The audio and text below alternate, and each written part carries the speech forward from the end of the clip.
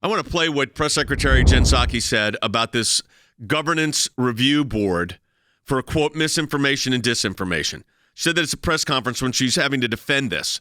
Greatest threat to liberty I think I've seen in our lifetime. Take a listen. What I can tell you is that it sounds like the objective of the board is to prevent disinformation and misinformation from traveling around the country in a range of communities. I'm not sure who opposes that effort. Think about this. In Philadelphia, sitting around a table in Independence Hall. Hey, what do you think? You think we should set up a government review board of speech the government doesn't like? We'll call it a Disinformation Governance Committee. And we're going to use our law enforcement agencies to enforce it. Of course not. But this administration thinks that's perfectly fine. Every other right kind of flows from that free speech right. I mean, so because you've got to be able to defend your other rights, and that comes through speech. Some of that's political speech. So you want to elect people that will continue to defend your rights. That involves speech. Your religious views involve speech. Your opinion on hot button topics, it involves speech. So it all turns back to this idea that you've got a freedom to speak your mind. And we have limits. But, Dad, as you know, we have our courts really struggle on putting any limits there. And it's really, and so even when it's something really borderline, like almost criminal, they get concerned about putting too many limits. The Supreme Court has said that a policy, law, rule, regulation that, quote, chills free speech is subject to constitutional attack.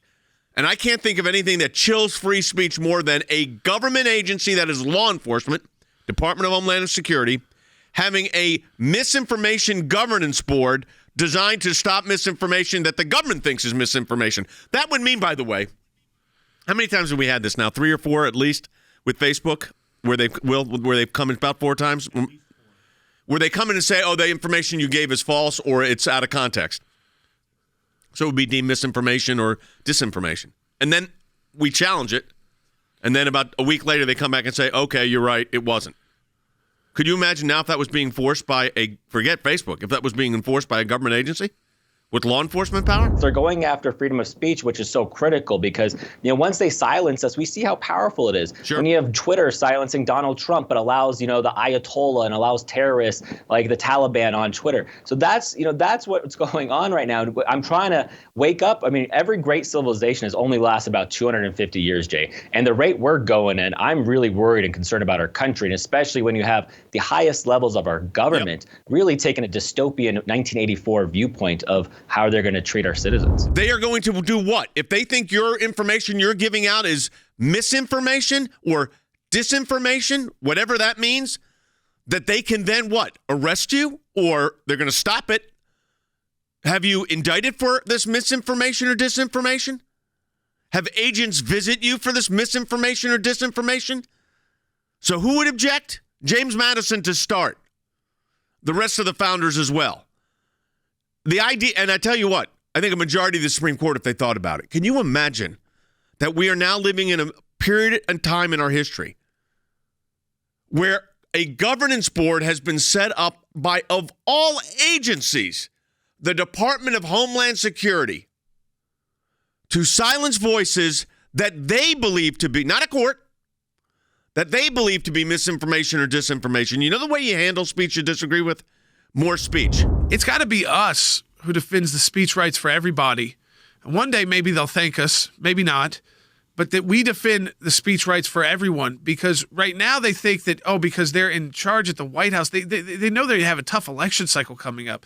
Why? They used to be the ones who were supposedly supportive of all the protest movements and the idea of being the liberalism in there, but they're not. They're authoritarian dictators. They're the actual fascist. And they have their television programs to spew their fascist ideology to mock us. I'm fine with that mocking, by the way, and their ideology, as long as you let me have mine and let me have my freedom. So it's an interesting interplay that it will be us, the conservatives, who are defending that awful but lawful speech. It's a law enforcement agency, DHS, Department of Homeland Security. They're supposed to be securing our borders. Instead, you know what they're going to do? stop by whatever it means. I'm still not clear. I mean, I guess they use their criminal process through the Department of Justice and the Department of Homeland Security with the Disinformation Governance Board. That's like the Ministry of Information that you would have had in the old Soviet Union.